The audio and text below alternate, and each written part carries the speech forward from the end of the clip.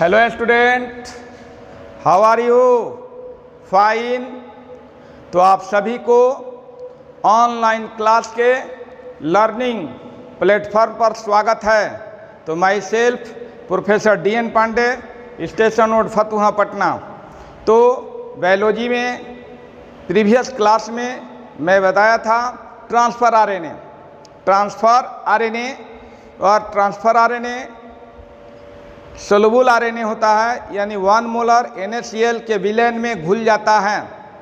और transfer RNA near about 75 to 95 nucleotide से मिलकर बना होता है और वह बहुत छोटा होता है, सबसे छोटा।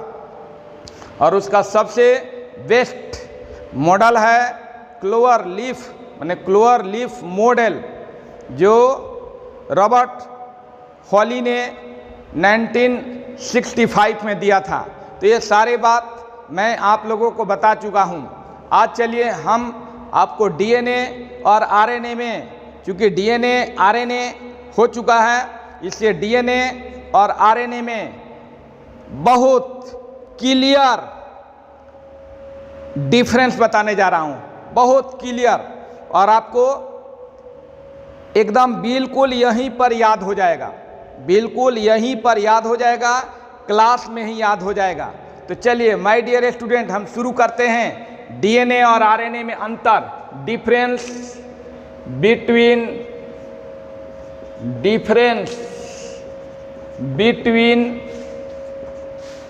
DNA and RNA, deoxyribonucleic acid और राइबोन्यूक्लिक एसिड में अंतर। तो माय डियर स्टूडेंट, एक तरफ DNA लिख लेंगे, एक तरफ RNA लिख लेंगे, एक तरफ RNA, तो एक तरफ DNA एक तरफ RNA। तो माय डियर स्टूडेंट, DNA और RNA में अंतर बताना है। तो आपको मालूम होना चाहिए कि DNA में क्या होता है। DNA में डीऑक्सीराइबोज शुगर होता है। DNA में क्या बताएगा था कि पेंटोज शुगर दो तरह के होता है, डीऑक्सीराइबोज शुगर और राइबोज शुगर। तो डीऑक्सीराइबोज शुगर में डीऑक्सी माने एक ऑक्सीजन की कमी होती है, और राइबोज शुगर में एक ऑक्सीजन अधिक होता है। यानी डीऑक्सीराइबोज शुगर में ऑक्सीजन 4 होती है, और राइबोज शुगर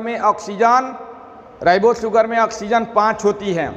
तो DNA में डीऑक्सीराइबोज शुगर होता है, RNA में राइबोज शुगर होता है। RNA में क्या होता है? राइबोज शुगर होता है। अब जो है DNA कहाँ पाया जाता है? तो DNA जो है क्रोमेटिक नेटवर्क पर, माने क्रोमोसोम पर। DNA कहाँ पाया जाता है? क्रोमोसोम पर, न्यूक्लियोप्लाज्म में, माने केंद्रक द्रव्य में। तो कहाँ पाया जाता है? क्रोमोसोम पर। क्रोमेटिक नेटवर्क जो है उस पर पाया जाता है, केंद्रक द्रव्य में पाया जाता है, यानी न्यूक्लियोप्लाज्म में पाया जाता है, केंद्रक में पाया जाता है, माइटोकॉन्ड्रिया में पाया जाता है, और प्लांट सेल के क्लोरोप्लास्ट में पाया जाता है। लेकिन मुख्य रूप से कहाँ पाया जाता है DNA? मुख्य रूप से सेल के न्यूक्लियस में। मुख्य रूप से अन्य जगहों पर पाया जाएगा, लेकिन मुख्य रूप से सेल के न्यूक्लियस में पाया जाता है, और RNA कहाँ पाया जाता है? RNA ऐसे तो न्यूक्लियोलस में, केंद्रिका में, केंद्रक द्रव्य में, माने केंद्रिका न्यूक्लियोलस। सेल में क्या होता है? सेल के न्यूक्लियस में न्यूक्लियोलस होता है, केंद्रिका होती है। तो केंद्रिका में पाया जाता है, केंद्रक द्रव्य में पाया जाता है, तथा साइटोप्लाज्म में पाया जाता है। साइटोप्लाज्म माने कोशिका द्रव्य में पाया जाता है, यानी मुख्य रूप से कोशिका द्रव्य में पाया जाता है। DNA मुख्य रूप से कहाँ पाया जाता है? न्यूक्लियस में। RNA मुख्य रूप से कहाँ पाया जाता है? साइटोप्लाज्म में, कोशिका द्रव्य में। DNA में पॉलीन्यूक्लियोटाइड के 2 श्रृंखला होती है। पॉलीन्यूक्लियोटाइड के 2 चेन होती है और दोनों चेन एक दूसरे के प्रति समानांतर होती है, दोनों चेन एक दूसरे के प्रति समानांतर होती है डीएनए में। जबकि आरएनए में क्या होती है, पॉलीन्यूक्लियोटाइड से बनी हुई एक ही चेन होती है। आरएनए में क्या होती है, पॉलीन्यूक्लियोटाइड से बनी हुई एक ही चेन होती है। माने आरएनए में एक चेन होती है, माने एक रज्जु होता है, एक रज्जुकीय। आरएनए क्या है, एक रज्जुकीय संरचना है, एक रज्जुकीय एसिड है। जबकि डीएनए क्या है, द्विरज्जुकीय है, माने 2 रज्जु से मिलकर बना होता है, 2 स्ट्रैंड से मिलकर बना होता है। डीएनए में न्यूक्लियोटाइड की संख्या करीब 40 लाख तक होती है। डीएनए में न्यूक्लियोटाइड की संख्या कितनी होती है, 40 लाख तक होती है। जबकि आरएनए में न्यूक्लियोटाइड की संख्या 25,000 तक होती है, 25,000 माने 25,000 तक होती है। डीएनए में क्या होता है, थाइमिन होता है, लेकिन आरएनए में यूरेसिल होता है। आरएनए में क्या होता है, यूरेसिल। डीएनए में क्या होता है, थाइमिन होता है। माने डीएनए में एडेनिन थाइमिन के साथ जुड़ता है, जबकि आरएनए में एडेनिन यूरेसिल के साथ जुड़ता है। यूरेसिल यानी जो पैरिमिडीन बेस है, तो पैरिमिडीन बेस में क्या क्या होता है, पैरिमिडीन बेस में थाइमिन होता है। क्या होता है, थाइमिन होता है, और साइटोसिन होता है, यूरेसिल होता है। क्या होता है, यूरेसिल होता है। कहाँ, आरएनए में। लेकिन डीएनए में पैरिमिडीन बेस में क्या होता है, डीएनए में पैरिमिडीन बेस में क्या होता है, पैरिमिडीन बेस में क्या होता है, डीएनए में कौन सा पैरिमिडीन बेस जुड़ता है, थाइमिन और साइटोसिन। डीएनए में यूरेसिल नहीं होता है। तो एक बात समझिए कि डीएनए में थाइमिन होगा, आरएनए में यूरेसिल होगा। माने ये आरएनए में थाइमिन को कौन भगा देगा, यूरेसिल भगा देगा, और उसका स्थान ग्रहण कर लेगा यूरेसिल। अब देखिए, डीएनए में आनुवंशिक सूचनाएं निहित रहती है। डीएनए में आनुवंशिक सूचनाएं निहित रहती है, आनुवंशिक पदार्थ संचित रहता है। आनुवंशिक सूचनाएं क्या रहती है, चूंकि डीएनए आनुवंशिक पदार्थ है, इसलिए आनुवंशिक सूचना उसमें संचित रहती है। और डीएनए क्या करता है, डीएनए क्या है, कोशिकीय अभिक्रियाओं को, कोशिका में होने वाले अभिक्रियाओं को नियंत्रित करता है।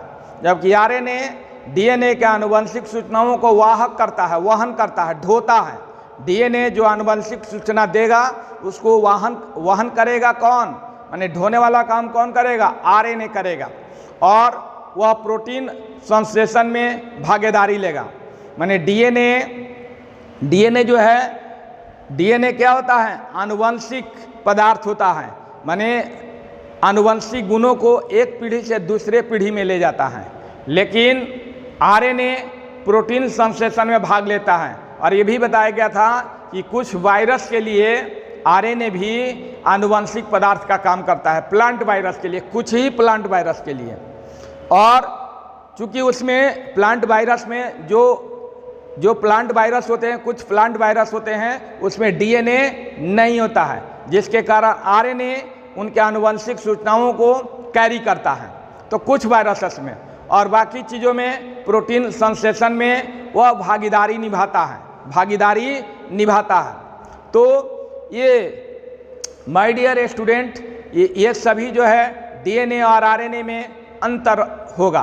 तो मैं लिखने जा रहा हूँ डीएनए और आरएनए में अंतर। आप भी कॉपी और पेन निकालेंगे और लिखना प्रारंभ करेंगे। तो ये डीएनए सेल के डीएनए मुख्य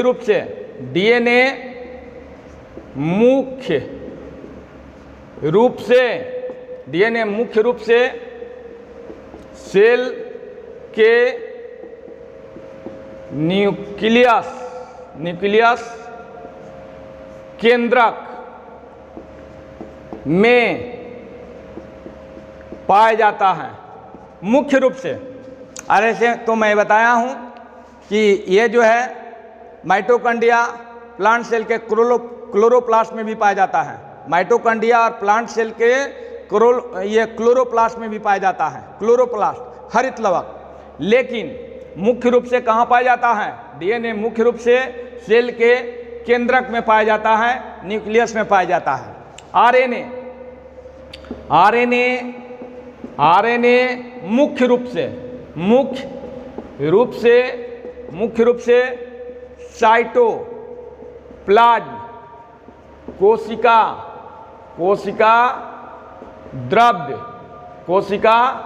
द्रव्य में पाया जाता है।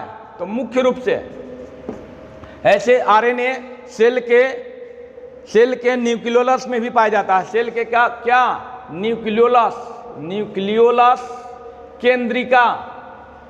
केंद्रिका में पाया जाता है और सेल के न्यूक्लियोप्लाज्म में पाया जाता है ये आरएनए। लेकिन मुख्य रूप से कहाँ पाया जाता है? कोशिका द्रव्य में पाया जाता है, साइटोप्लाज्म में पाया जाता है। तो my dear student, first differences हुआ कि डीएनए मुख्य रूप से सेल के न्यूक्लियस में पाया जाता है, आरएनए मुख्य रूप से साइटोप्लाज्म कोशिका द्रव्य में पाया जाता है। तो ये पहला अंतर हुआ। दूसरा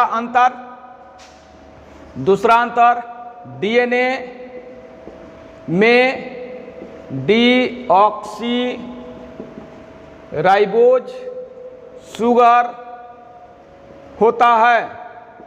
डीएनए में डीऑक्सीराइबोज शुगर होता है। डीएनए में 5 कार्बन वाला पेंटोज शुगर में डीऑक्सीराइबोज शुगर पाया जाता है। डीऑक्सी का अर्थ क्या होता है? एक ऑक्सीजन की कमी होना। डीऑक्सी का अर्थ होता है एक ऑक्सीजन।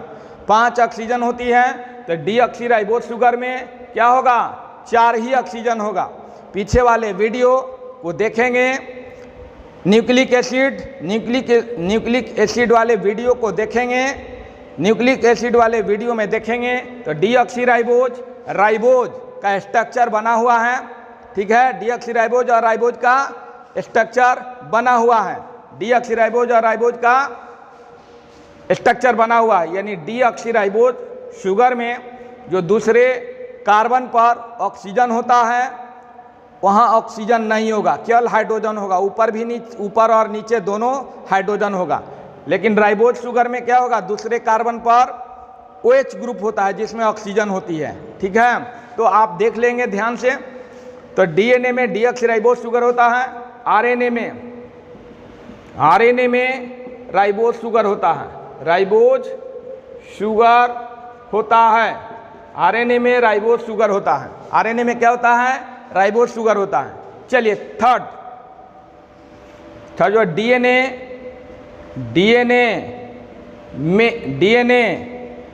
द्विरज्जुकीय संरचना है।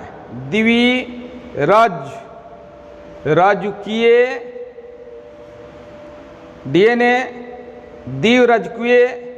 द्विरज्जुकीय संरचना होती है।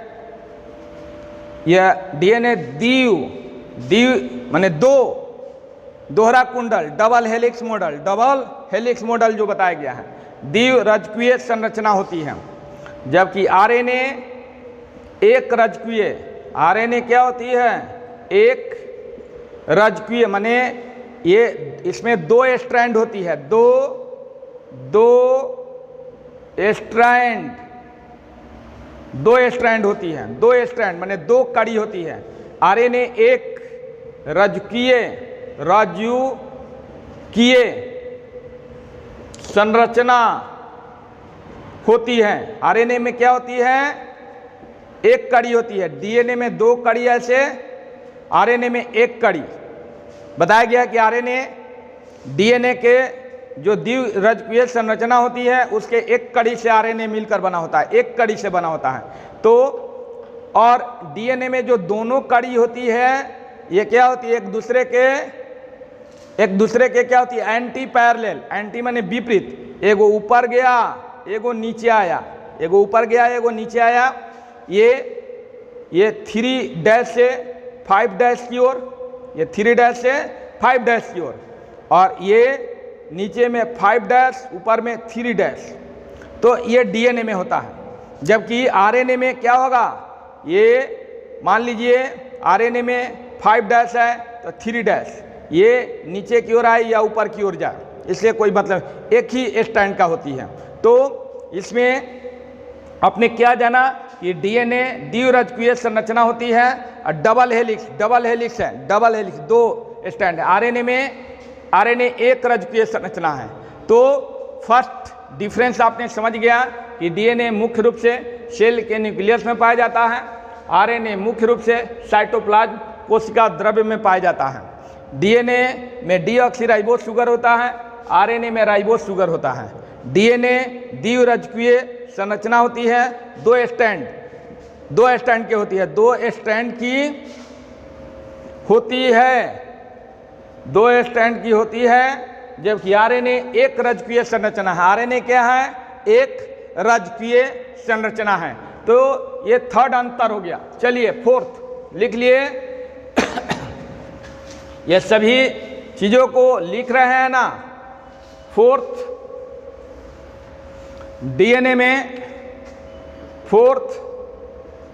डीएनए में थायमीन बेस होता है। डीएनए में थायमीन बेस होता है, थायमीन छाप। आरएनए में थायमीन को यूरेसिल हटा देता है, माने आरएनए में यूरेसिल द्वारा थायमीन को विस्थापित कर दिया जाता है, यानी आरएनए में यूरेसिल होता है। आरएनए में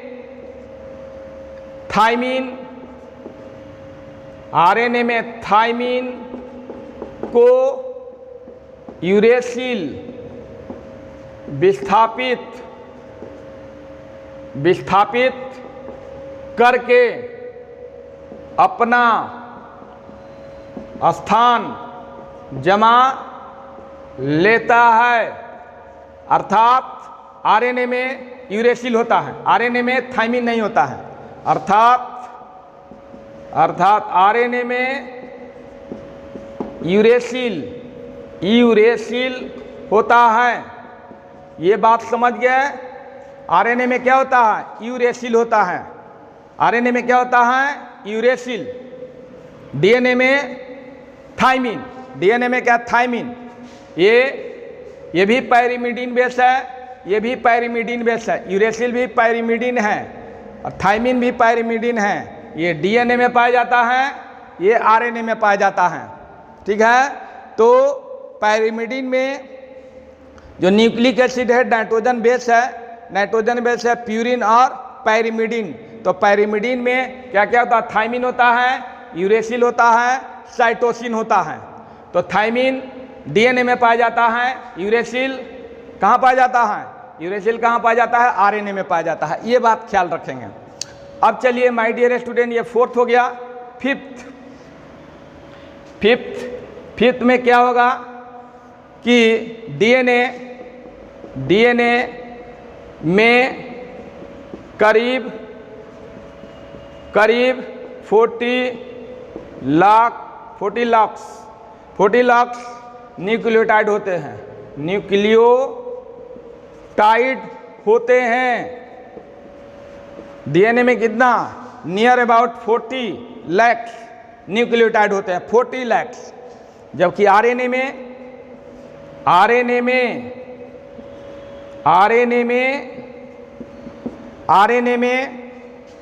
क्या होता है, करीब माने अप्रोक्स करीब 25,000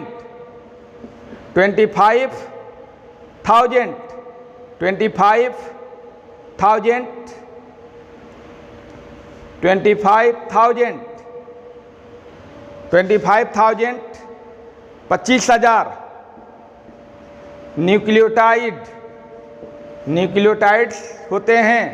न्यूक्लियोटाइड्स होते हैं। क्लियर। तो डीएनए में करीब 40 लाख, आरएनए में केवल 25,000, माने 25,000 तक ही न्यूक्लियोटाइड होते हैं। क्योंकि आरएनए का आणविक भार कम होता है, डीएनए का आणविक भार ज़्यादा होता है। ठीक है। डीएनए बहुत बड़ा मोलेकुल है, आरएनए क्या है, छोटा है। डीएनए क्या है, आरएनए से बहुत बड़ा मोलेकुल है। आरएनए डीएनए से क्या छोटा मोलेकुल है, छोटा अणु है। ये 25,000 ही इसमें न्यूक्लियोटाइड होता है, करीब करीब 25,000, उसमें करीब करीब 40,000 न्यूक्लियोटाइड होता है। सॉरी 40 लाख, 40 लाख, 40 लाख कैसे लिखाएगा, 1 2 3 4, इकाई दहाई सैकड़ा हजार 10,000 लाख, 10 लाख, इकाई दहाई सैकड़ा हजार 10,000 लाख, 10 लाख, ये 40 लाख न्यूक्लियोटाइड होते हैं। 40 लाख, 40 लाख ऐसे लिखा जाता है, 25,000 ऐसे लिखा जाता है। तो ये फिफ्थ हो गया, फिफ्थ डिफरेंस हो गया। तो डीएनए में थाइमिन बेस पाया जाता है, आरएनए में थाइमिन को यूरेसिल विस्थापित करके अपना स्थान जमा लेता है, यानी आरएनए में यूरेसिल होता है। आरएनए में याद रखेंगे यूरेसिल। अब देखिए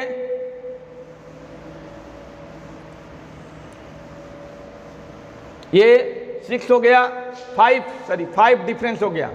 6 देखिए,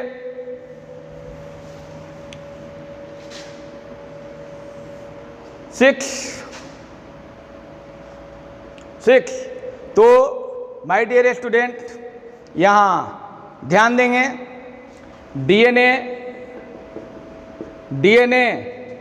डीएनए क्या है, आनुवंशिक पदार्थ है, माने आनुवंशिक पदार्थ है सभी जीवों के लिए। डीएनए आनुवंशिक पदार्थ है। डीएनए क्या है, आनुवंशिक पदार्थ है। किसके लिए, सभी जीवों के लिए। डीएनए आनुवंशिक पदार्थ है सभी जीवों के लिए, सभी जीवों के लिए, कुछ को छोड़कर,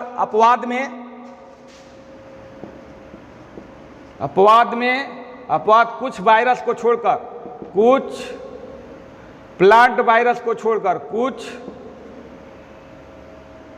कुछ प्लांट वायरसेस को छोड़कर, कुछ प्लांट वायरसेस हैं, कुछ पादप वायरसेस हैं जिसमें डीएनए आनुवंशिक पदार्थ का काम नहीं करता है। डीएनए होता ही नहीं उसमें, डीएनए होता ही नहीं। और ये आरएनए प्रोटीन संश्लेषण में, माने आरएनए कुछ प्लांट वायरसेस में आरएनए क्या करता है, आनुवंशिक, आरएनए में आनुवंशिक माने जेनेटिक, ये जेनेटिक आनुवंशिक का अर्थ होता है जेनेटिक पदार्थ होता है। कुछ प्लांट वायरसेस में, कुछ ही पौधा में आरएनए आनुवंशिक पदार्थ होता है, क्योंकि उसमें डीएनए, क्योंकि लिख देते हैं यहाँ, क्योंकि उन प्लांट वायरसेस माने प्लांट वायरस, क्योंकि उन प्लांट वायरस में डीएनए नहीं होता है। तो डीएनए नहीं होगा तो आनुवंशिक सूचनाओं को एक पीढ़ी से दूसरे पीढ़ी में कौन पहुंचाएगा, आरएनए। तो कुछ प्लांट वायरसेस में आरएनए आनुवंशिक पदार्थ होता है, क्योंकि उन प्लांट वायरसेस में डीएनए नहीं होता है। क्लियर, 6 हो गया। 7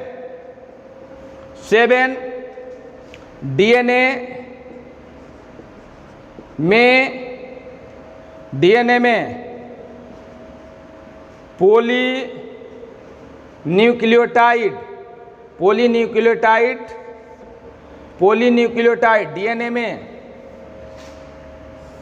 डीएनए में 7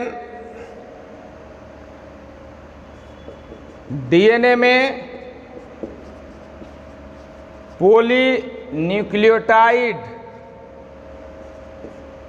पॉलीन्यूक्लियोटाइड के दोनों श्रृंखला एक दूसरे के प्रति समानांतर होती है, एंटी पैरेलल। डीएनए पढ़ेंगे तो लिखाया हुआ कि डीएनए में पॉलीन्यूक्लियोटाइड के दोनों श्रृंखला एक दूसरे के प्रति समानांतर एंटी पैरेलल होती है, ठीक है। जबकि आरएनए में पॉलीन्यूक्लियोटाइड की एक ही श्रृंखला होती है। आरएनए में पॉलीन्यूक्लियोटाइड के एक ही श्रृंखला होती है और कुछ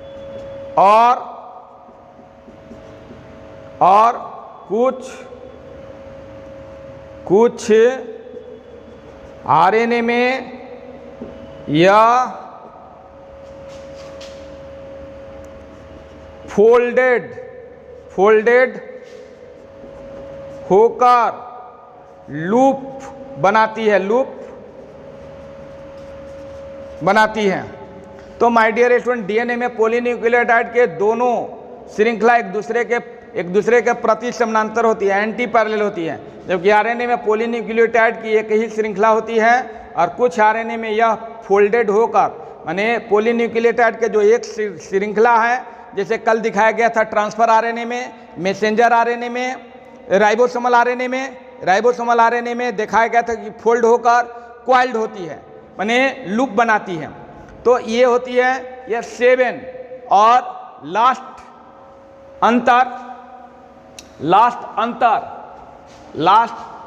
अंतर क्या होगी? 8। ये 7 था, 8 डीएनए में आनुवंशिक सूचना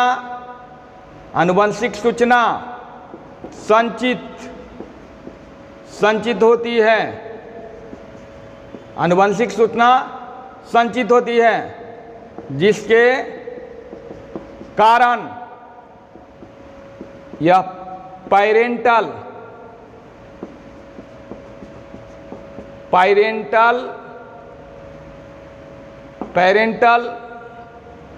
माता पिता पैरेंटल कैरेक्टर को एक पीढ़ी से दूसरे पीढ़ी में ले जाता है, ठीक है। तो डीएनए में आनुवंशिक सूचना संचित होती है, जिसके कारण यह पैरेंटल कैरेक्टर को एक पीढ़ी से दूसरे पीढ़ी में ले जाता है। तो डीएनए में आनुवंशिक सूचना क्या होती है? संचित होती है। जो भी आनुवंशिक सूचना है वो डीएनए में क्या संचित है, इसलिए वह पीढ़ी दर पीढ़ी गमन करता है। डीएनए का काम है पीढ़ी दर पीढ़ी पहुंचाना, ठीक है। 8 इसमें अंतर है। आरएनए आनुवंशिक सूचना का वाहक होता है। आनुवंशिक सूचना का वाहक माने आनुवंशिक सूचना डीएनए से लेता है। आरएनए आनुवंशिक सूचना का वाहक होता है तथा प्रोटीन संश्लेषण में मुख्य भूमिका निभाता है। प्रोटीन संश्लेषण में मुख्य भूमिका निभाता है। तो माय डियर स्टूडेंट, डीएनए में आनुवंशिक सूचना संचित होती है, जिसके कारण यह पैरेंटल कैरेक्टर को एक पीढ़ी से दूसरे पीढ़ी में ले जाता है।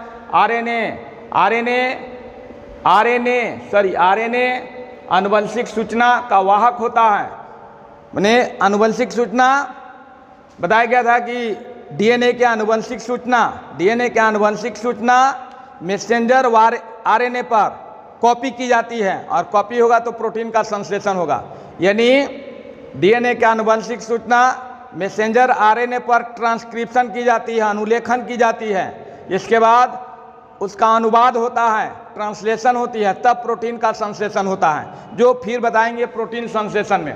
तो डीएनए आनुवंशिक सूचना का वाहक होता है तथा यह प्रोटीन संश्लेषण में मुख्य भूमिका निभाता है, यानी आरएनए के द्वारा ही प्रोटीन का संश्लेषण होता है। और डीएनए जो है आनुवंशिक सूचना संचित होती है, यानी सेल के अंदर जितने भी क्रियाएं होती है वो डीएनए के द्वारा नियंत्रित की जाती है। सेल के अंदर डीएनए, समझिए कि सेल का क्या हुआ, सेल का एक प्रकार का निर्देशक हुआ, सेल का निर्देशक हुआ। इसी के निर्देश से सेल के अंदर कोई भी क्रिया होती है, सेल के अंदर कोई भी क्रिया होती है। तो ये जो है सेल के माने जो क्रियाएं होती है, सेल के अंदर जो भी क्रियाएं होती है उसको कंट्रोल करने वाला डीएनए है। और इसके द्वारा आरएनए आनुवंशिक सूचना लेता है ना, प्रोटीन संश्लेषण के लिए। माने डीएनए आरएनए से कहता है प्रोटीन बनाने के लिए, और आरएनए एमिनो एसिड को माने ट्रांसफर आरएनए, इसमें एक ट्रांसफर आरएनए है जो कल वाले वीडियो में बताया गया। ट्रांसफर आरएनए एमिनो एसिड को प्रोटीन संश्लेषण के स्थल तक ले जाता है, जिसके कारण प्रोटीन का संश्लेषण होता है। तो माय डियर स्टूडेंट, ये डीएनए और आरएनए में अंतर रहा। अब हम एक और अंतर बताने जा रहा हूँ, न्यूक्लियोटाइड और न्यूक्लियोसाइड में अंतर, यानी न्यूक्लियोटाइड और न्यूक्लियोसाइड में अंतर, या न्यूक्लियोसाइड और न्यूक्लियोटाइड में अंतर। तो माय डियर स्टूडेंट, इसको जल्दी से उतारेंगे या इसका स्क्रीनशॉट ले लेंगे, जल्दी से इसका स्क्रीनशॉट लेंगे, जल्दी से इसका स्क्रीनशॉट लेंगे। क्लियर? तो चलिए आप स्क्रीनशॉट ले लिए इसका। क्लियर? चलिए आगे की ओर बढ़ते हैं।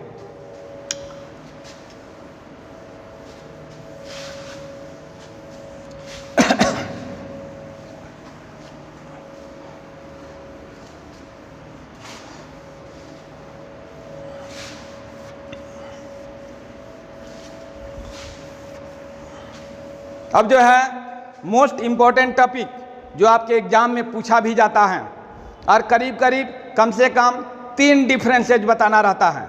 ऐसे 5-6 भी डिफरेंसेज हैं जो आपको पूरे डिफरेंसेज मैं बता दूंगा, और केवल एक ही बात को मैं नहीं जोड़ता हूं, केवल एक ही बात को यहाँ नहीं जोड़ा जाएगा। आप देखेंगे न्यूक्लियोसाइड और न्यूक्लियोटाइड में अंतर, तो आपको बहुत अंतर पड़ेगा अन्य जगहों की अपेक्षा। तो माय डियर स्टूडेंट, ये न्यूक्लियोसाइड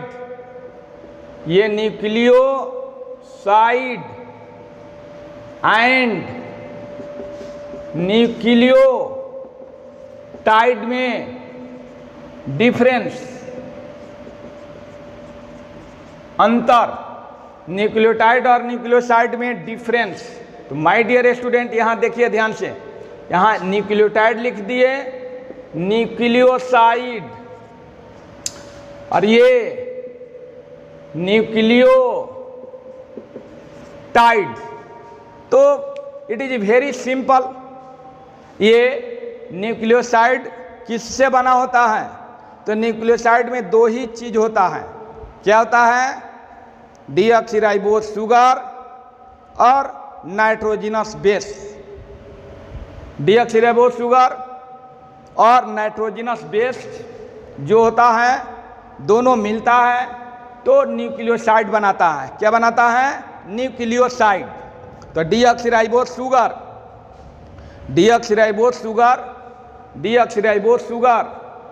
और नाइट्रोजिनस बेस मिलता है, तब जाकर न्यूक्लियोसाइड बनता है।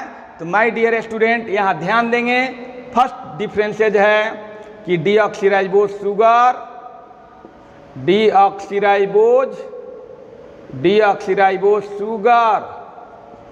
प्लस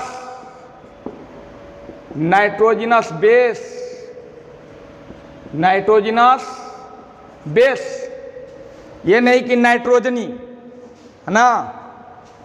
कुछ लोग लिखने सीखे हैं नाइट्रोजनी, वो हिंदी होता है नाइट्रोजनी, इंग्लिश क्या होता है? नाइट्रोजिनस।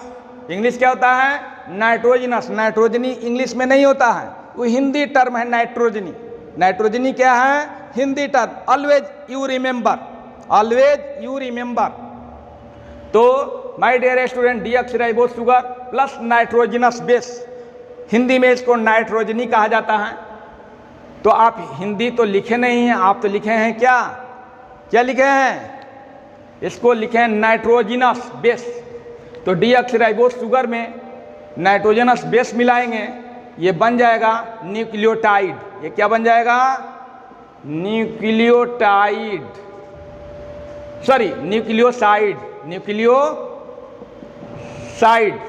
यानी एक डीऑक्सीराइबोस शुगर और एक नाइट्रोजनस बेस मिलेगा तो एक न्यूक्लियोसाइड बनेगा। क्लियर, ये न्यूक्लियोसाइड हो गया। अब देखिए दूसरा, ये क्या क्या होगा, तो इस न्यूक्लियोसाइड में फॉस्फेट मिला देंगे, इस न्यूक्लियोसाइड में फॉस्फेट मिला देंगे तो क्या बन जाएगा, न्यूक्लियोटाइड। और इस न्यूक्लियोसाइड में क्या है, deoxyribose sugar plus nitrogenous base, deoxyribose sugar plus nitrogenous base. तो ये हो जाएगा, ऐसे भी लिख सकते हैं डीऑक्सीराइबोस शुगर प्लस नाइट्रोजनस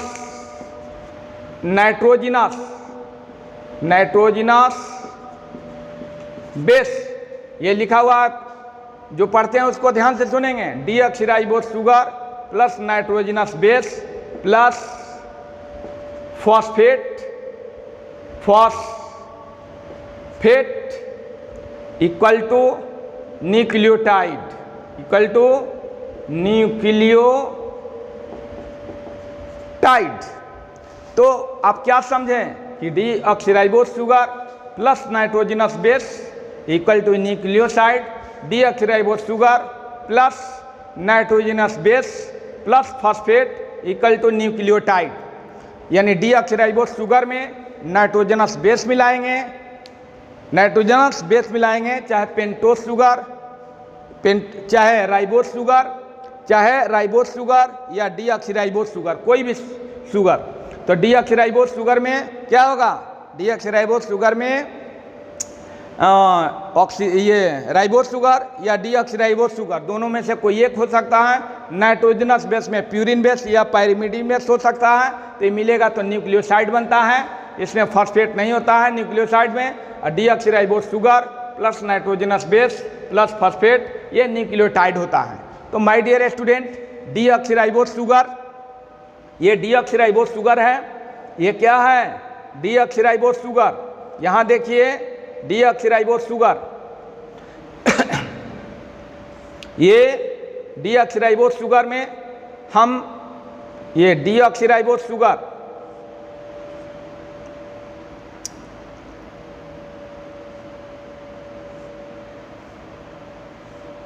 ये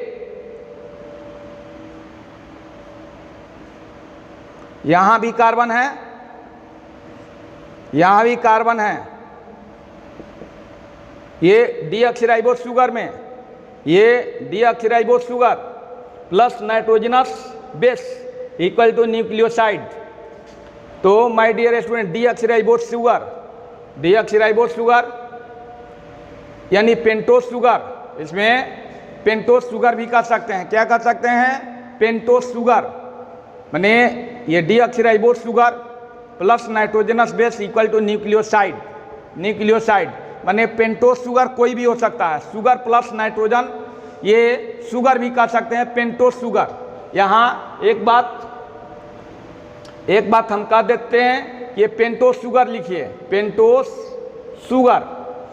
शुगर में दोनों होता है, पेंटोस शुगर। यहाँ भी पेंटोस शुगर कर देते हैं, पेंटोस शुगर, नहीं तो आप गड़बड़ा जाएंगे। समझ लीजिएगा, pentose sugar plus nitrogenous base plus phosphate equal to nucleotide. माने पेंटोस शुगर में नाइट्रोजनस बेस प्लस फॉस्फेट जोड़ देंगे, न्यूक्लियोटाइड हो जाएगा। माने sugar plus nitrogenous base plus nucleoside. माने पेंटोस शुगर में नाइट्रोजनस बेस मिलाएंगे, न्यूक्लियोसाइड बनेगा। पेंटोस शुगर में नाइट्रोजनस बेस मिलाएंगे, फॉस्फेट मिलाएंगे तो न्यूक्लियोटाइड बनेगा। यानी दो मिलकर पेंटोज शुगर और नाइट्रोजनस बेस मिलकर न्यूक्लियोसाइड हुआ।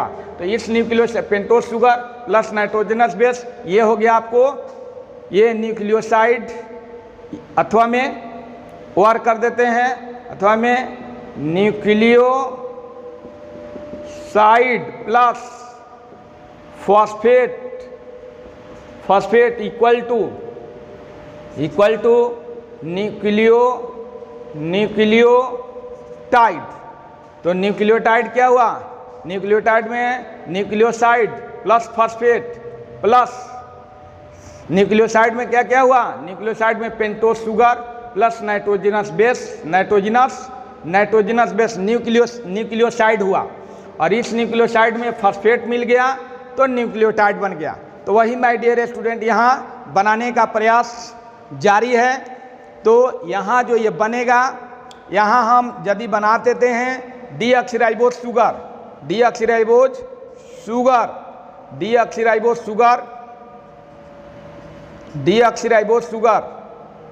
ये फर्स्ट कार्बन है, ये सेकंड कार्बन, ये थर्ड कार्बन, और यहाँ H, यहाँ CH2OH।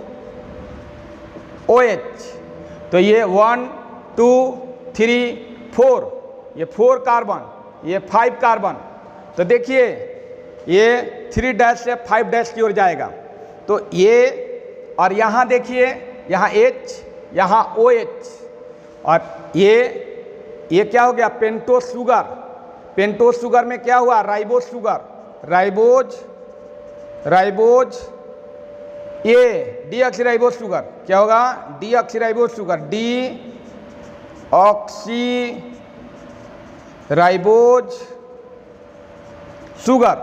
ये डीऑक्सीराइबोज शुगर हुआ। तो देखिए डीऑक्सीराइबोज शुगर में एक ऑक्सीजन कम है, क्योंकि यहाँ दूसरे कार्बन पर हाइड्रोजन है, पहला पर हाइड्रोजन OH, दूसरा पर दोनों हाइड्रोजन, यही राइबोज शुगर होगा। तो यहाँ HOH होगा, तो यहाँ COH है ना, यहाँ एक ऑक्सीजन कम हो गया, ठीक है। तो ये डीऑक्सीराइबोज शुगर में डीऑक्सी का अर्थ होता है एक ऑक्सीजन कम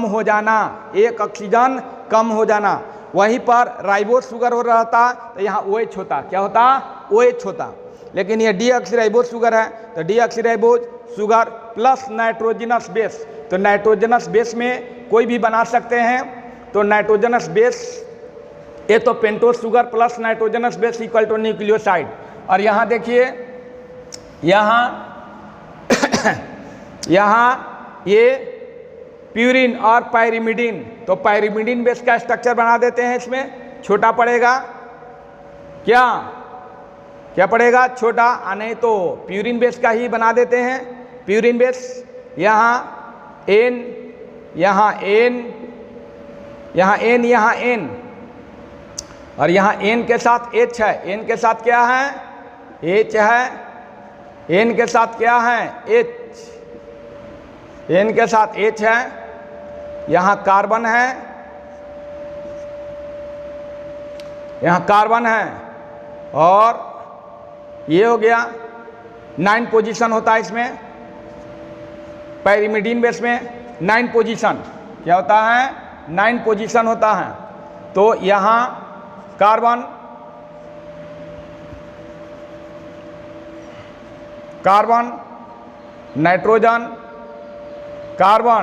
नाइट्रोजन,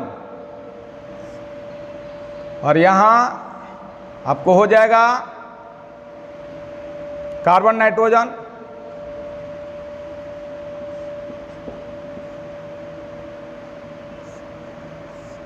ये हो गया कार्बन नाइट्रोजन,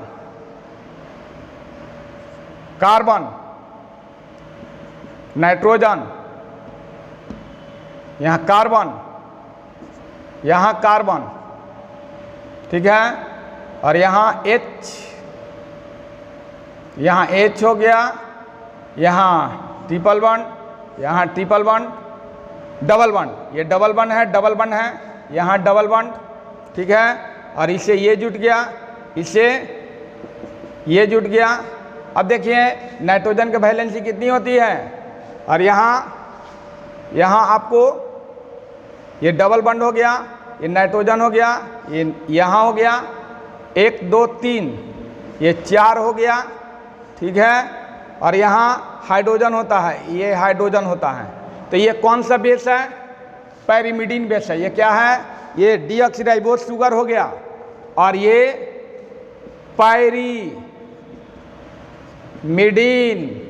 प्यूरिन, ये क्या है? Purine base. तो नाम लिया गया था कि प्यूरिन बेस में 9 पोजीशन होती है। प्यूरिन बेस में 9 पोजीशन होती है। ये फर्स्ट कार्बन है, तो ये देखिए प्यूरिन बेस में 9 पोजीशन है, 1 2 3 4 5 6 7 8 9। ये 1 पोजीशन, ये 2 पोजीशन, ये 3 पोजीशन, ये 4 पोजीशन, ये 5, ये 6, ये 7, ये 8, ये 9। और बार बार नाम लिया जाता है कि प्यूरिन बेस का 9 पोजीशन डीऑक्सीराइबोज कार्बन के डीऑक्सीराइबोज शुगर के फर्स्ट कार्बन के साथ अटैच होता है। तो देखिए ये 1 2 3, ये पैरिमिडीन प्यूरिन बेस है। 1 डबल रिंग, ये प्यूरिन बेस में क्या होता है? डबल रिंग होता है। प्यूरिन बेस में क्या होता है? Double ring. और पैरिमिडीन में क्या होता है? सिंगल रिंग होता है। तो ये डबल रिंग है, इससे प्यूरिन बेस हुआ। पोजीशन 1 2 3 4 5 6 7 8 9। अब यहाँ क्या होता है? यहाँ देखिए, यहाँ क्या होता है कि ये नाइट्रोजन से H है, क्योंकि यहाँ नाइट्रोजन के साथ H नहीं रहेगा तो नाइट्रोजन के वैलेंसी 3 होती है। तो 1 2 3 हुआ। अब क्या होता है कि OH और H क्या हो जाता है? दोनों मिलकर जल के एक अणु बना लेता है। और जल के एक अणु बन जाएगा, यानी H2O यहाँ से हट जाएगा। और H2O यहाँ से हट जाएगा तो नाइट्रोजन सीधे कार्बन के साथ जुड़ जाएगा। तो माय डियर स्टूडेंट, ये क्या हुआ? ये न्यूक्लियोसाइड हुआ। ये क्या हुआ? This is nucleoside. ये क्या हुआ? न्यूक्लियोसाइड। क्यों न्यूक्लियोसाइड हुआ? ये कि इसमें जो है डीऑक्सीराइबोज शुगर है और प्यूरिन बेस है। डीऑक्सीराइबोज शुगर और प्यूरिन बेस है, दोनों मिला तो न्यूक्लियोसाइड बन गया। और यहाँ H था, यहाँ OH था, इसके साथ H और OH मिला तो H2O निकल गया। और प्यूरिन बेस का 9 पोजीशन 1 2 3 4 5 6 7 8 9। प्यूरिन बेस का 9 पोजीशन है ना। डीऑक्सीराइबोज शुगर के माने पेंटोज शुगर के फर्स्ट कार्बन के साथ अटैच होता है। और ये कौन सा बॉन्ड बनता है यहाँ? माय डियर स्टूडेंट, जल्दी से बताइए, इसमें कौन सा बॉन्ड होता है? ये प्यूरिन बेस और डीऑक्सीराइबोज शुगर के बीच कौन सा बॉन्ड होता है?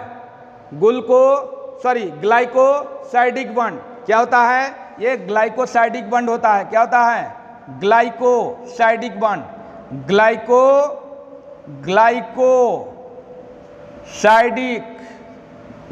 बॉन्ड। तो यहाँ ध्यान रखेंगे कि प्यूरिन बेस का 9 पोजीशन पेंटोज शुगर के फर्स्ट कार्बन के साथ अटैच होता है।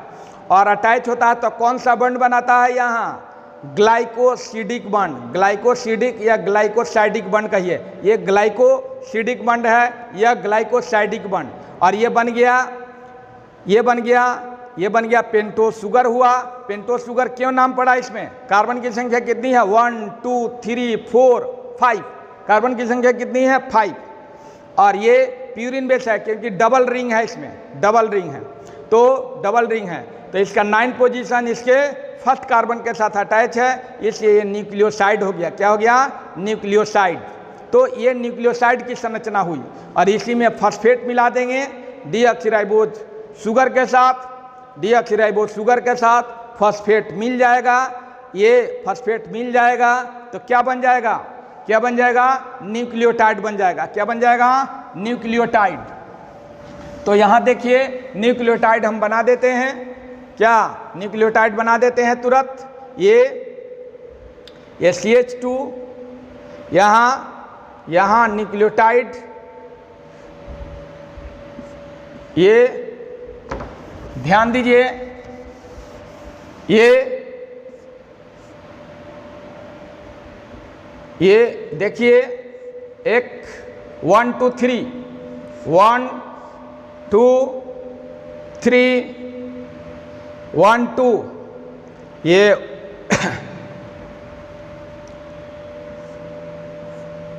ये हो गया 1 2 3 4 5 CH2OH। तो माय डियर स्टूडेंट, यहाँ CH2OH, यहाँ HO और यहाँ CH2 लगा दिए, CH2 लगा दिया। अब देखिए यहाँ हमको फॉस्फेट जोड़ना है। क्या जोड़ना है? फॉस्फेट। तो ये थोड़ा सा स्थान की कमी हो रही है, और इधर आगे बढ़ा दें, ये इसको मिटा दें, ये न्यूक्लियोसाइड हो गया। ये क्या हो गया? न्यूक्लियोसाइड। और इसी में केवल फॉस्फेट जोड़ देना है। इसी में क्या, इसी में फॉस्फेट यहाँ जोड़ देना है, तो क्या बन जाएगा? न्यूक्लियोटाइड बन जाएगा। क्या बन जाएगा? न्यूक्लियोटाइड। तो ये तो न्यूक्लियोसाइड हो गया, क्लियर। और न्यूक्लियोसाइड देखिए,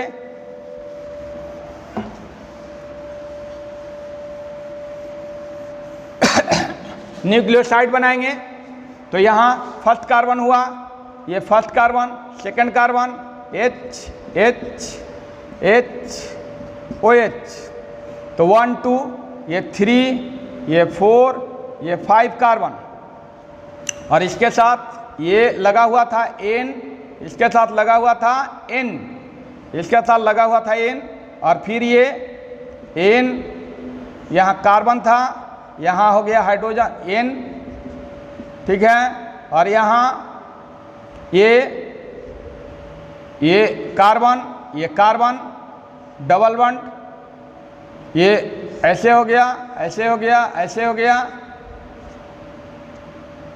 ऐसे हो गया, 1 2 3 4 5, ये ऐसे, ठीक है। यहाँ कार्बन, यहाँ नाइट्रोजन, यहाँ कार्बन, यहाँ नाइट्रोजन, यहाँ कार्बन, यहाँ कार्बन, ये डबल बॉन्ड, यहाँ H, यहाँ डबल बॉन्ड, यहाँ डबल बॉन्ड, ठीक है।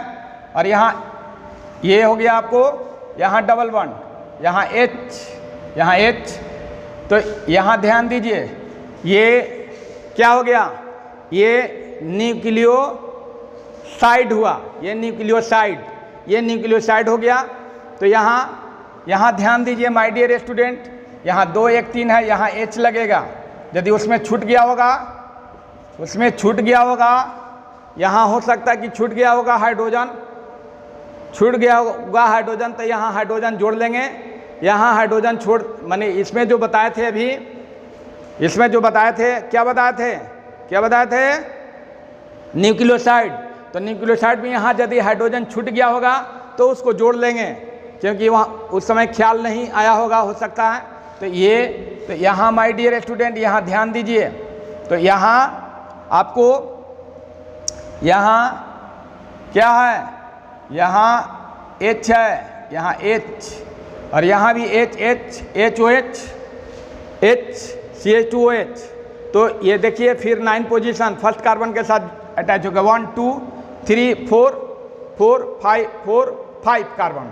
तो ये किसका संरचना हुआ? ये संरचना हुआ न्यूक्लियोसाइड के, और इसमें फॉस्फेट जोड़ देंगे। फॉस्फेट, क्या? फॉस्फेट। तो फॉस्फेट में क्या होता है? H3PO3, P double bond O, OH,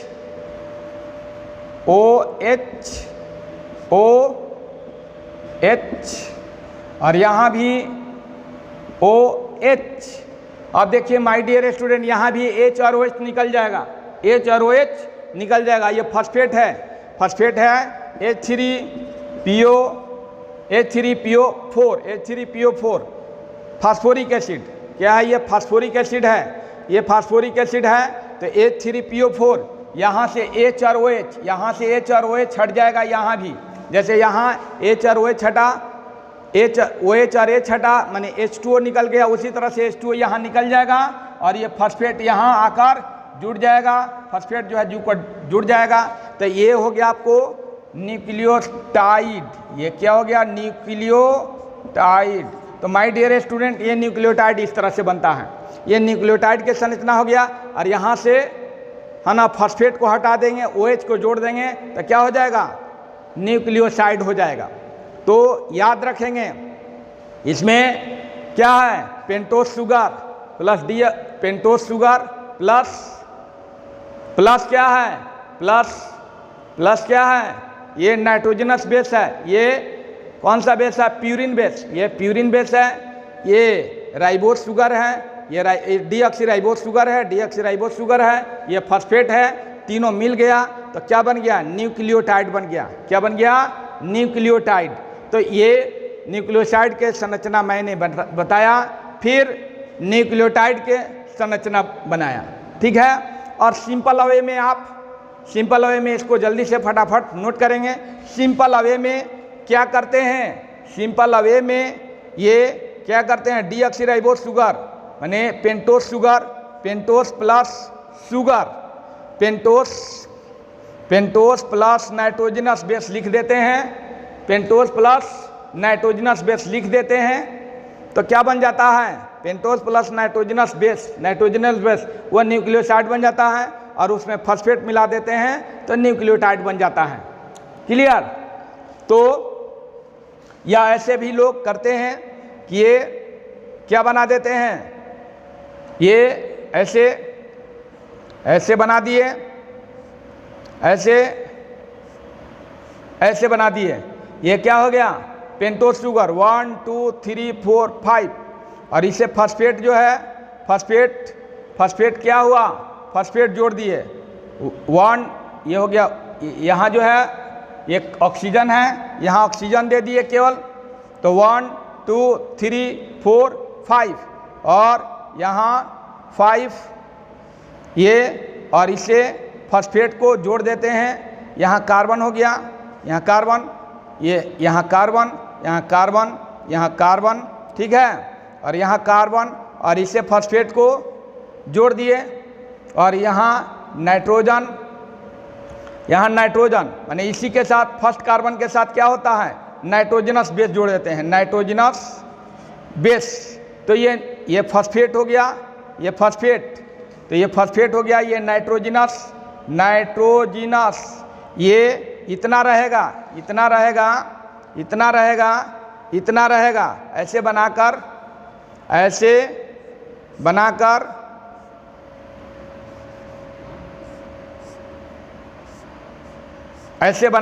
ऐसे बना देते हैं और इसमें क्या जोड़ देते हैं?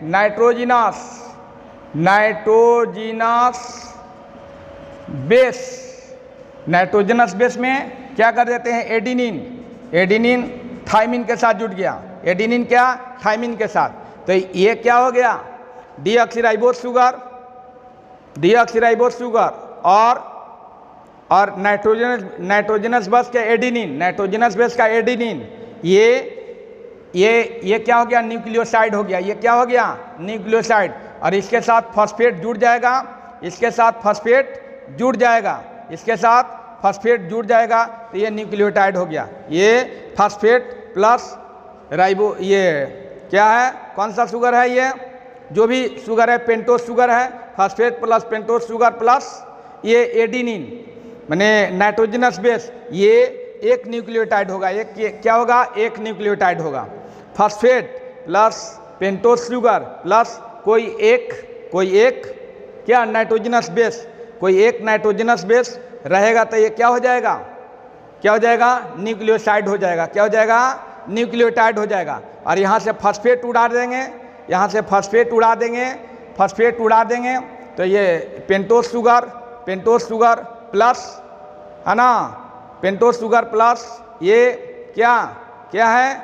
एडिनिन डीऑक्सी, ये नाइट्रोजनस बेस है। ये क्या हो जाएगा? ये हो जाएगा न्यूक्लियोसाइड, ये मिलेगा न्यूक्लियोसाइड, यहाँ फॉस्फेट जुड़ेगा तो न्यूक्लियोटाइड हो जाता है। तो ये माय डियर स्टूडेंट हुआ स्ट्रक्चर। तो आप समझ गए न्यूक्लियोटाइड और न्यूक्लियोसाइड। अब देखिए यहाँ थोड़ा सा ध्यान देना है कि हम न्यूक्लियोसाइड और न्यूक्लियोटाइड में अंतर बता रहे हैं। तो ये डीएनए में, माने डीएनए में न्यूक्लियोटाइड, ये न्यूक्लियोटाइड जो होता है, ये न्यूक्लियोटाइड डीएनए में कौन कौन सा न्यूक्लियोटाइड होता है, ये न्यूक्लियोटाइड हम लिख दिए, न्यूक्लियोसाइड, न्यूक्लियोसाइड, और यहाँ हम लिख रहे हैं न्यूक्लियोटाइड, न्यूक्लियोटाइड। तो डीएनए में कौन कौन सा नाइट्रोजनस बेस होता है, उसके अनुसार ये न्यूक्लियोसाइड होगा। तो ये हो गया डीऑक्सी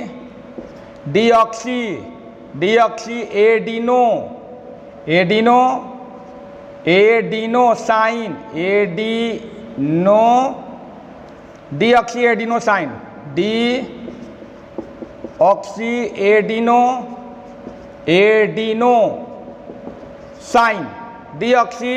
डीऑक्सी एडिनोसाइन माने एडिनिन डीऑक्सीराइबोस शुगर के साथ मिलेगा तो डीऑक्सी एडिनोसाइन बनाएगा। और इसी तरह से डीऑक्सी ग्वानो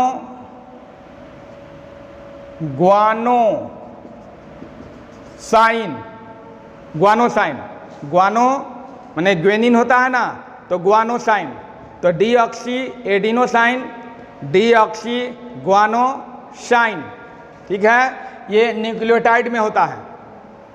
और इसी तरह से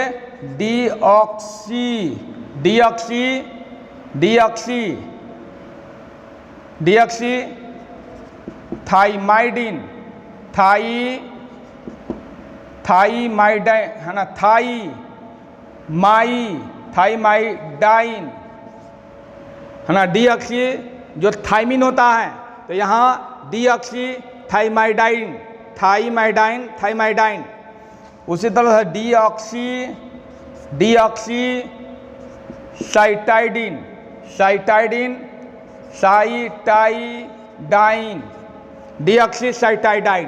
तो ये डीएनए में होता है।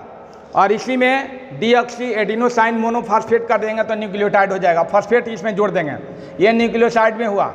डीऑक्सी एडिनोसाइन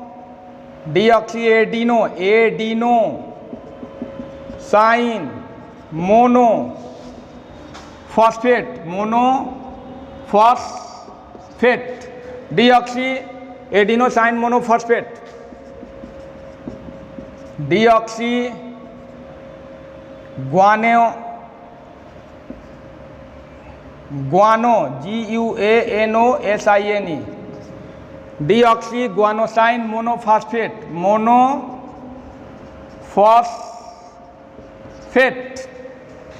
और उसी तरह डीऑक्सी थाइमाइडाइन मोनोफॉस्फेट।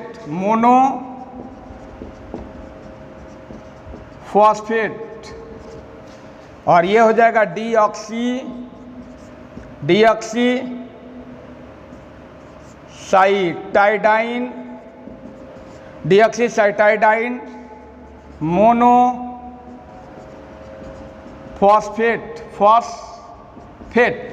तो ये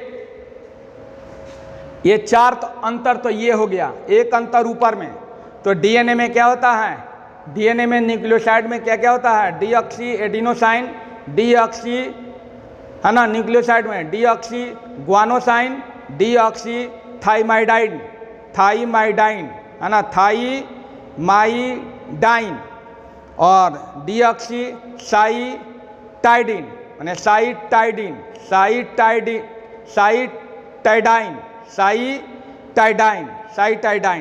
ठीक है, तो साइटाइडाइन। और इसी में केवल मोनोफॉस्फेट लगा दीजिए, फॉस्फेट जोड़ दीजिए। ये न्यूक्लियोसाइड है, इसमें फॉस्फेट जोड़ दिए, मोनोफॉस्फेट हो गया। तो deoxy adenosine monophosphate, deoxy guanosine monophosphate, deoxy है ना थाइमाइडाइन मोनोफॉस्फेट, डीऑक्सी साइटाइडाइन मोनोफॉस्फेट। ये हो गया डीएनए में। अब देखिए आरएनए में कौन कौन से न्यूक्लियोटाइड होती हैं। तो it is very simple. RNA में कौन कौन से न्यूक्लियोटाइड होती है, तो ये केवल एडिनोसाइन कहेंगे, डीऑक्सी हटा देंगे, डीऑक्सी क्योंकि डीएनए में डीऑक्सी होता है, डीऑक्सीराइबोज शुगर होता है, आरएनए में डीऑक्सीराइबोज नहीं होता है, इसलिए इसको केवल क्या कहेंगे, एडिनोसाइन, ग्वानोसाइन। और चूंकि आरएनए में थाइमिन नहीं होता है, इससे यूरिडाइन,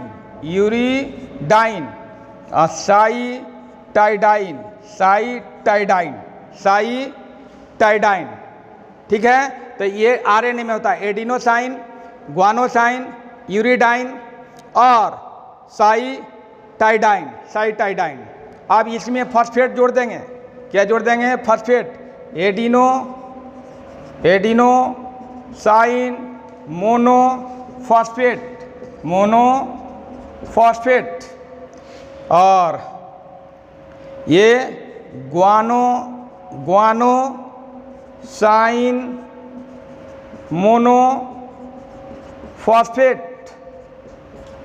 मोनोफॉस्फेट और ये यूरिडाइन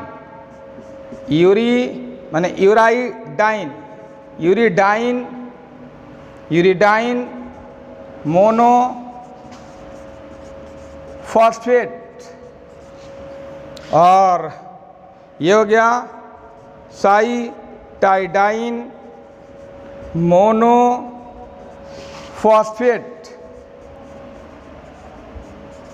तो ये जो है आरएनए में होता है। आरएनए में डीऑक्सीराइबोज नहीं होता है, एडिनोसाइन, ग्वानोसाइन, यूरिडाइन, साइटाइडिन और adenosine monophosphate, guanosine monophosphate, uridine monophosphate और साइटाइडिन मोनोफॉस्फेट। तो ये माय डियर स्टूडेंट क्या रहा न्यूक्लियोसाइड और न्यूक्लियोटाइड में डिफरेंस। तो आपने देखा कि किस तरह से मैंने न्यूक्लियोसाइड और न्यूक्लियोटाइड में अंतर और कितनों अंतर पूछेगा, आप उसका जवाब दे सकते हैं। ये नहीं कि ये जो है न्यूक्लियोटाइड अम्ल है, न्यूक्लियोटाइड अम्लीय होता है, न्यूक्लियोटाइड तो अम्लीय होता ही है और ये जो है अम्लीय नहीं होता है। तो केवल ये कह देने से केवल काम चलने वाला नहीं है। ये चूँकि सभी जानते हैं ये क्या होता है, ये सभी जानते हैं कि न्यूक्लियोटाइड क्या होता है। न्यूक्लियोटाइड क्या होता है? अम्लीय होता है, न्यूक्लियोटाइड अम्लीय होता है। तो केवल अम्ल और भस्म कहने से काम चलने वाला नहीं है। यहाँ आपको न्यूक्लियोसाइड में क्या होता है, न्यूक्लियोटाइड में क्या होता है, एडिनिन इसमें रहेगा, ग्वानिन रहेगा, थाइमिन रहेगा, है ना, साइटोसिन रहेगा। तो क्या बनेगा ये सब बताना होगा। तो ये इसमें आपको फुल मार्क्स मिलेगा, जितना नंबर का रहेगा उतना नंबर आपको मिलेगा, इतना अंतर लिखेंगे। हाँ, मान लीजिए 2 नंबर या 3 नंबर में आता है तो वो बात अलग है। तो हम केवल बिहार बोर्ड को लेकर ही नहीं चलते हैं, Bihar board, CBSE board plus NEET जो मेडिकल एंट्रेंस जिसको देना है उन सभी को लेकर चलते हैं। बोर्ड तो है ही इम्पोर्टेंट, बोर्ड के साथ साथ नीट भी इम्पोर्टेंट है। तो जो स्टूडेंट नीट का तैयारी करना चाहते हैं इस बायोलॉजी में पढ़ें जो हम पढ़ा रहे हैं। तो जो मैंने यही कहा कि जो स्टूडेंट 12 क्लास पास करना चाहते हैं, चाहे कोई भी बोर्ड का हो, बिहार बोर्ड हो या सीबीएसई बोर्ड हो, इसके साथ साथ उनकी इच्छा है कि नहीं हम नीट का भी तैयारी करें, तो इन्हीं चीज़ों से नीट में आता है, जो मैं पढ़ा रहा हूँ एकदम नीट को पकड़ कर पढ़ा रहा हूँ, नीट को पकड़ कर, मेडिकल को पूरा पकड़ कर। और मेडिकल में बायोलॉजी से कितने क्वेश्चन आते हैं? 90 क्वेश्चन आते हैं, फिजिक्स केमिस्ट्री से कम रहता है।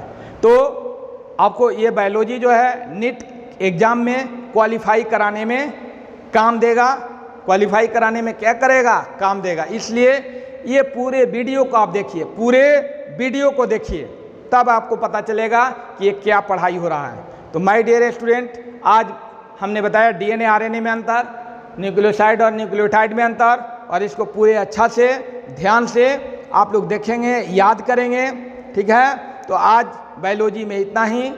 और आपको वीडियो कैसा लगा? यदि वीडियो अच्छा लगता है तो वीडियो को लाइक करें, शेयर करें, सब्सक्राइब करें, ठीक है। वीडियो यदि आपको पसंद है तो लाइक करिए, शेयर करिए, सब्सक्राइब करिए। जो स्टूडेंट कोचिंग एफर्ट नहीं कर पाते हैं, किसी कोचिंग से नहीं जुड़े हैं, ठीक है, या हमसे नहीं जुड़े हैं, तो उनके तक भी इस वीडियो को आप पहुंचाइए, ताकि उनको भी, है ना, इस वीडियो से फ़ायदा हो। ये नहीं कि केवल अपने तक सीमित रखिए। जिन स्टूडेंट के दोस्त हैं, मित्र हैं, उनके तक भी वीडियो शेयर करिए, ताकि वो भी इस वीडियो से लाभ उठावें और बिहार बोर्ड और सीबीएसई बोर्ड के साथ साथ वो मेडिकल एंट्रेंस का भी तैयारी करें, ठीक है। तो माय डियर स्टूडेंट, मैंने क्या कहा? आपको वीडियो अच्छा लगता है ना, तो ज़रूर लाइक करें, शेयर करें, सब्सक्राइब करें। क्लियर? तो चलिए अब जो है बायोलॉजी में आज इतना ही, और मिलते हैं नेक्स्ट वीडियो में। तब तक आप सभी को thanks a lot, good bye.